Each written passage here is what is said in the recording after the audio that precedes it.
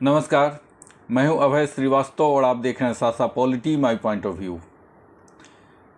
बिहार की राजनीति में राष्ट्रीय जनतांत्रिक गठबंधन एनडीए ने एक बार फिर से I.N.D.I.A.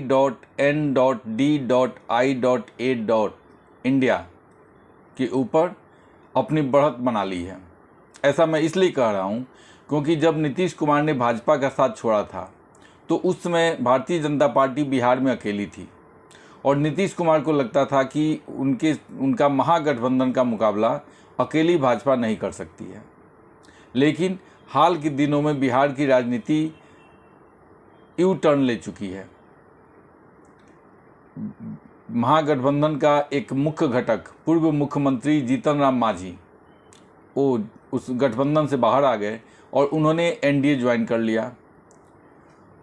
उसके अलावा जनता दल यूनाइटेड के एक बड़े नेता उपेंद्र कुशवाहा, जो संसदीय दल के अध्यक्ष भी हुआ करते थे जनता दल यूनाइटेड में और नीतीश कुमार के दाहिने हाथ माने जाते थे, उन्होंने उपेंद्र कुशवाहा ने जनता दल यूनाइटेड का त्याग करके अपनी एक पार्टी बनाई और उस पार्टी को उन्होंने एनडीए में शामिल कर दिया। इसके अलावा जो लोक जनशक्ति पार्टी है लोजपा, उसके दोनों घटक अभी भाजपा के साथ हैं। एक समय था जब बिहार के चुनाव के पहले नीतीश कुमार के कारण ही चिराग पासवान उस पार्टी के अध्यक्ष, उन्होंने एनडीए से नाता तोड़ दिया था और अलग चुनाव लड़े थे। लेकिन जब नीतीश कुमार भाजपा का साथ छोड़ के अलग हुए तो फिर चिराग पासवान को और उनके चाचा को भी दोनों लोक जनशक्ति पार्टी के दोनों घटक को भाजपा में आना आसान हो गया और अभी ये दोनों पार्टियां एनडीए की सदस्य हैं। ये सारे पार्टी तो ये जो नरेंद्र मोदी ने मीटिंग बुलाई थी उस मीटिंग में भी भाग लिया था इन्होंने। लेकिन इसके अलावा दो पार्टी ऐसी है जो कभी किसी भी समय भारतीय जनता पार्टी के नेतृत्व वाली एनडीए का हिस्सा बन सकती है। इसमें हाल ही में एक पिछड़ों का राजनीति करने वाले एक नेता हैं नागमणि ने अमित शाह से मुलाकात की है और लगता है कि बहुत जल्दी ही नागमणि की पार्टी भी, जो राष्ट्रीय शोषित पार्टी है, वो एनडीए का हिस्सा बनने वाली है। अब इसमें एक और पात्र है मुकेश सहनी, जो अपने को सन ऑफ मल्लाह के नाम से जाने जाते हैं। अब वो अभी निषाद आरक्षण यात्रा पर निकले हुए हैं, लेकिन बहुत थोड़ी सी सीटों के तालमेल नहीं हो पाने के कारण वो भाजपा से अलग है, क्योंकि लगभग उनके साथ भी भारतीय जनता पार्टी की बात पूरी हो चुकी थी और वो एनडीए का हिस्सा बनने ही वाले थे। लेकिन उनकी डिमांड थी कि एनडीए में उन्हें चुनाव के समय जितनी सीटें चिराग पासवान की पार्टी को दी जाती है उतनी ही सीटें उन्हें भी दी जाए। अब यहीं पे आके पेच अटक गया, क्योंकि भारतीय जनता पार्टी इसके पहले के लोकसभा चुनाव में 2019 के लोकसभा चुनाव में लोक जनशक्ति पार्टी को 6 सीटें दी थी। लेकिन इस बार 2 घटक हैं, तो मुझे लगता है कि दोनों घटकों को 3-3 सीट दी जा सकती है। चिराग पासवान की पार्टी को 3 सीट और उनके चाचा की पार्टी को भी 3 सीट। अब मुकेश सहनी को भी अगर चिराग पासवान की बराबर सीटें चाहिए तो शायद 3 सीट दी जाए तो वो मान जाए। लेकिन भारतीय जनता पार्टी 3 सीटें देगी इसमें संदेह है, इसलिए क्योंकि भारतीय जनता पार्टी ने अपने सहयोगी दलों के लिए 10 सीट अलग करके रखी है। 10 सीटों में उपेंद्र कुशवाहा के ही शब्द में, इसके पहले जब वो राष्ट्रीय जनतांत्रिक गठबंधन के हिस्से थे 2014 में, तब उन्हें 3 सीटें दी गई थी। तो उनकी उम्मीद है कि इस बार भी उन्हें 3 सीटें दी जाएगी। लेकिन मुझे लगता है कि उन्हें 2 या 1 सीटों पर सीटें देकर मना ली जाएगी। इसी प्रकार जीतन राम मांझी को भी 1 सीट देकर के मना लिया गया है। तो एनडीए में सीटों की कोई समस्या दिखती नहीं है। अगर चिराग पासवान भी आते हैं तो उन्हें 6 सीटें दी जा सकती है दोनों घटकों को मिला करके, और 3 सीट अगर चिराग पासवान की बराबर ही सीट चाहिए मुकेश सहनी को तो उनको भी 3 सीट देकर मनाया जा सकता है। और लगता है देर सवेर मुकेश सहनी भी एनडीए का हिस्सा बनेंगे। लेकिन इसके उलट जब महागठबंधन की बात की जाती है, जो नया गठबंधन बना है Indian national developmental inclusive alliance India, उनकी बात की जाए तो उसमें सीटों का बंटवारा मुश्किल होता दिख रहा है।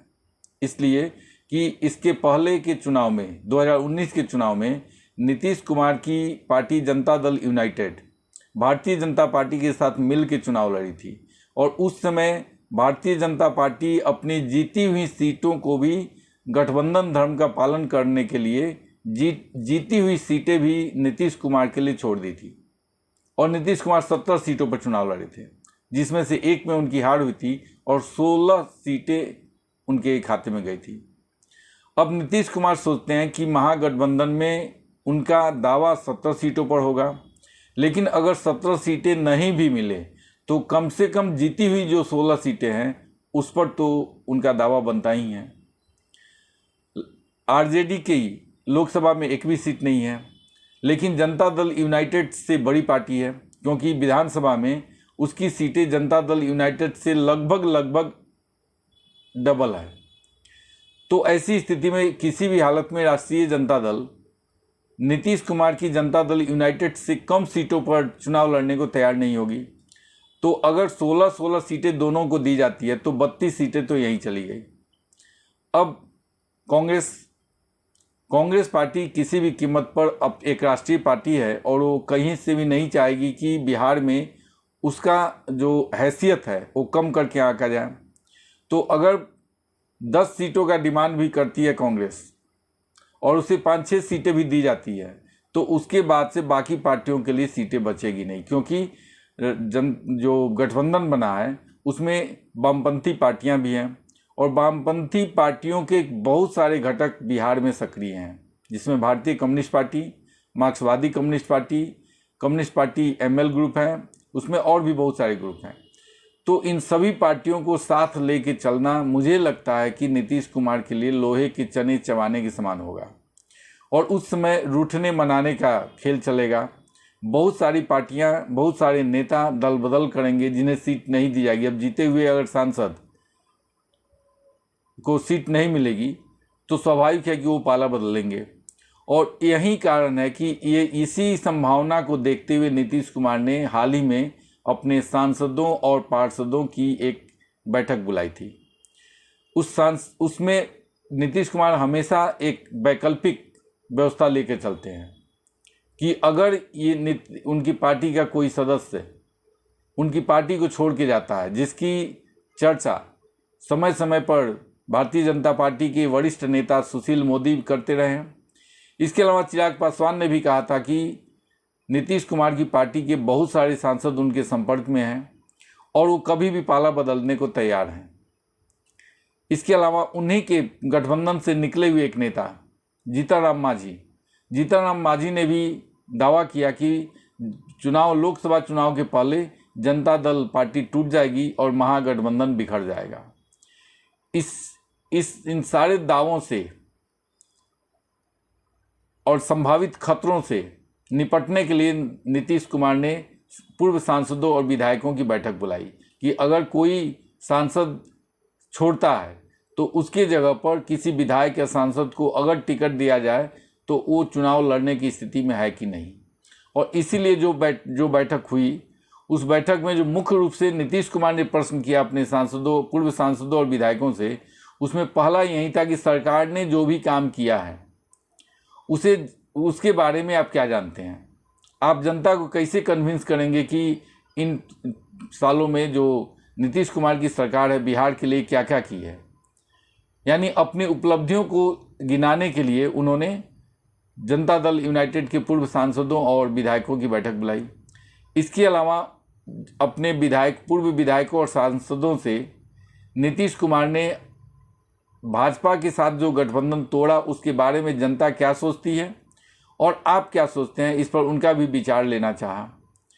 इसके अलावा जो बैठक में शामिल थे उन लोगों में से कुछ एक का कहना है कि जब वो क्वेश्चन करते थे और सभी विधायकों सांसदों के मुख का उनका फेशियल रीडिंग करते थे, वो फेशियल एक्सप्रेशन देखना चाह रहे थे कि वो कितना सहज हैं, उनके कामों का बखान करते समय वो सहज हैं या सिर्फ दिखावा कर रहे हैं।